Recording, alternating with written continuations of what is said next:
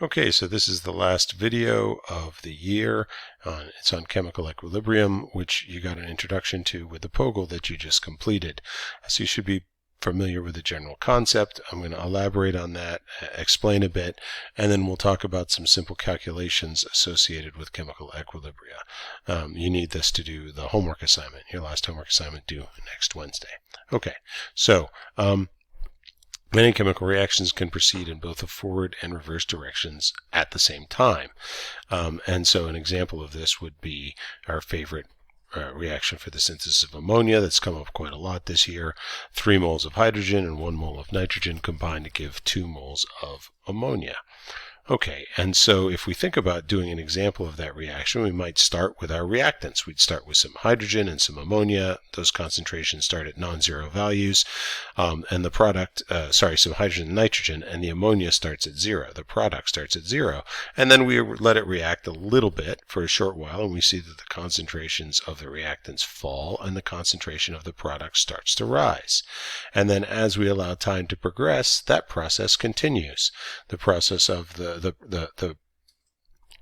rise of the products, it keeps increasing, and the fall of the reactant concentrations keeps occurring as well, but it's not happening quite as abruptly as it was at the beginning, right? The rate of change of that concentration is slowing down. And then if we just allow time to progress, we see that this goes on, and eventually we get to a point where we can say that the concentrations of all of those things have reached what we call a steady state value. That is, they have stopped changing. That point where the concentrations of the reactants and products have reached steady state values and stopped changing, that's what we call equilibrium. So from then on, the reaction system exists in a state of equilibrium unless you do something to it, right? If you just leave it alone, it will sit there and the concentrations of all 3 of those species will just stay the same. Okay, and so that's the definition of a chemical equilibrium. Basically, the concentrations of all reactants and products have stopped changing, even though the reaction is still proceeding in both the forward and reverse directions. And that last point is very important. It's not that the reaction has stopped happening. It's just that it's balanced in the forward and reverse directions.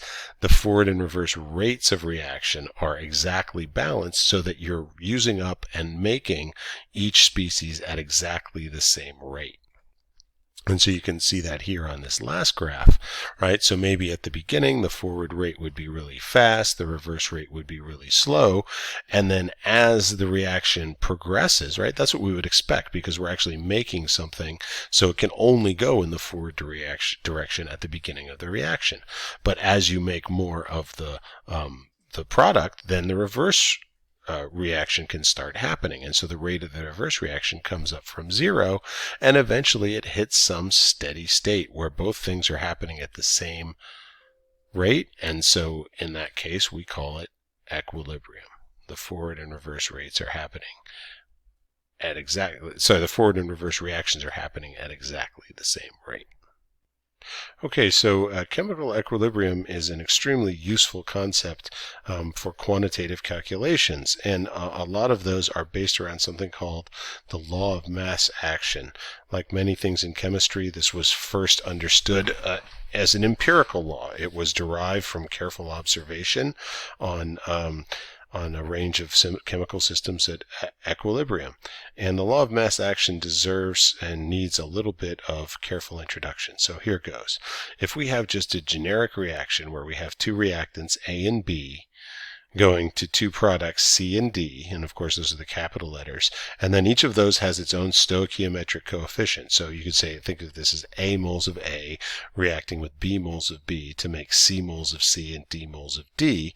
What they found was that every time, if they set up this expression where the concentration of each species was raised to the power of its stoichiometric coefficient, and you put the products in the numerator and the reactants in the denominator, you define this quantity K, and they found that this was always a constant. It didn't matter where you started or where you ended or how much you had. the chemical equilibrium would always work out so that this quantity would be a constant. And we're going to explore that in a little bit more detail. But that's the basis of it. So for any chemical system that comes to equilibrium at a given set of reaction conditions, and the big one that might change this would be temperature, the value of K is a constant. And that may seem like a trivial observation, but it really gives you a lot of power and over predicting how chemical reactions are going to go. If you know the equilibrium constant for a set of conditions, you really know quite a lot. So we're going to keep going with the ammonia synthesis. Okay, and what we're going to do is we are going to take some sets of initial conditions, and we're actually just going to work through this. Okay. So let's take an initial set of conditions where you start with 1 molar concentration. So maybe you had 1 mole of each of these gases in a 1 liter vessel. That would be 1 mole per liter, or 1 molar concentration of nitrogen and 1 molar concentration of hydrogen, and you don't have any ammonia to start out with. And what happens is, if you let that system go for a while, it reacts and it comes to equilibrium, and you find that at the particular temperature, in this case, the equilibrium concentrations are this. That's where those lines stop changing on the graph of the equilibrium that we worked out on the previous slide. And so we can actually do a calculation. We have all the information we need because we have the stoichiometric coefficients from the balanced chemical equation, and we have the equilibrium concentrations. So what we can actually do is we can set up the equation here, and we're going to do that. So of course, we write the expression for the equilibrium constant, and in this case I'm not sure what's going on. Sorry about that. Still getting used to this pen. We have K equals the concentration of ammonia, and because there's a coefficient of 2 here, we have to square that, and that's going to be divided by the concentration of hydrogen, and that's cubed because it has a stoichiometric coefficient of 3, times the concentration of nitrogen, which is just raised to the first power. And so that's really all there is to it. If you plug all of this in, you get 0.157 quantity squared divided by 0.763 cubed times 0.921. Okay, and you can of course run that through in a calculator, and you will find that the value that you get is equal to 6.02 times 10 to the minus 2. And notice that there are no units. Equilibrium constant is dimensionless. It is just a number, a constant. And so, in fact, you might say here, well, wait a minute, the units don't cancel, Dr. Moore, and you taught us to do dimensional analysis. Well, we don't have any time this year, and even normally in the level of honors chemistry, we don't go into all the reasons why these things are actually dimensionless. It is correct for them to be dimensionless, so here we are just going to ignore the fact that each of those concentrations ought to have units. Okay, so it should be 6.02 times 10 to the minus 2 is the value of the equilibrium constant. And that should be a constant. So let's just prove that to ourselves. Let's check it again. We can take another set of initial conditions for the reaction where we have 3 moles of ammonia starting out to go with 1 mole of hydrogen and 2 moles of nitrogen. So the next thing to do is to try and work through calculate the equilibrium constant at a different set of initial conditions. So now we're actually starting out with 3 molar concentration of our ammonia product, along with some of our nitrogen and hydrogen reactants. And if we wait until the system reaches equilibrium, these are the equilibrium concentrations. And so, of course, the same reaction is the same, so the equilibrium constant expression is the same. And so now it's just a matter of plugging in those values, which I recommend that you pause the video and do for yourself. So you can see that when you do that,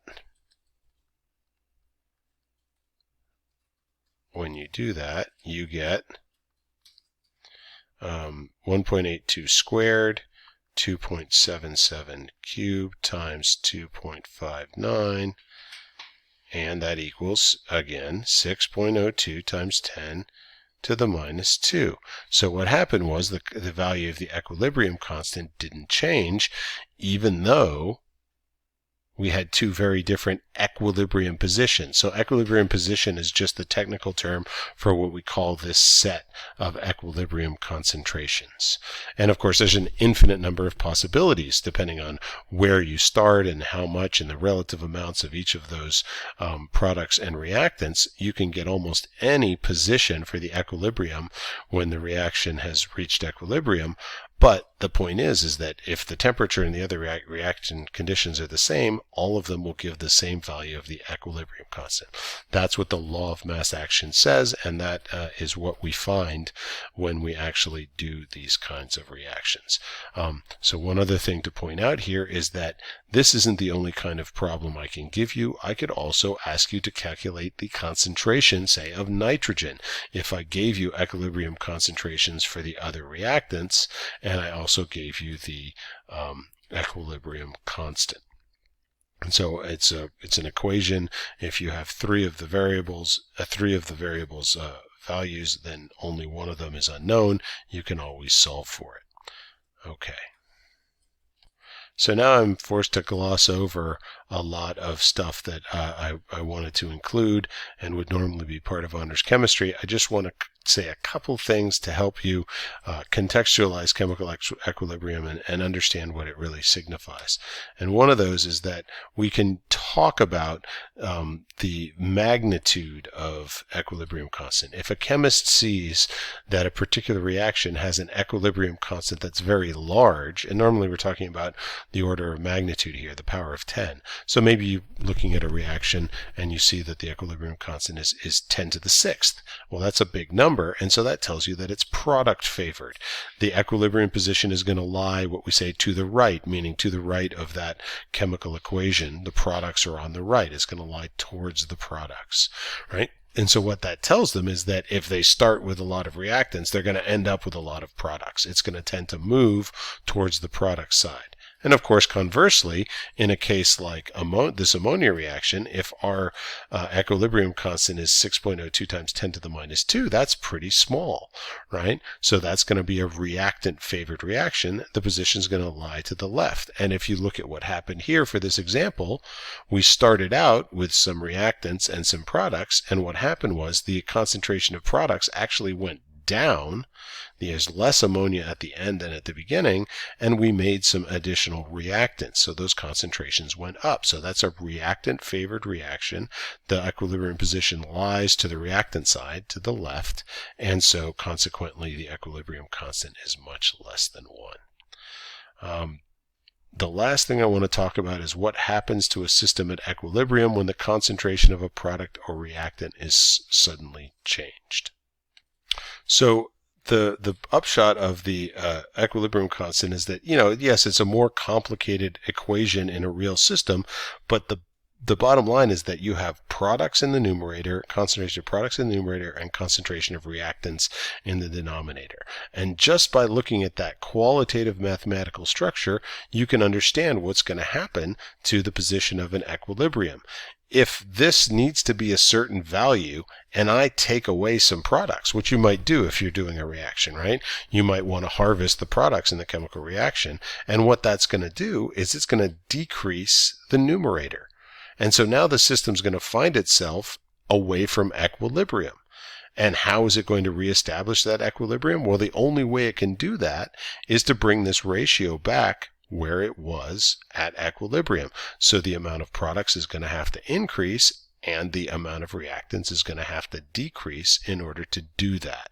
And you can say the opposite, right? If you were to add some products, that would have the opposite effect. That would push the reaction back towards the reactants.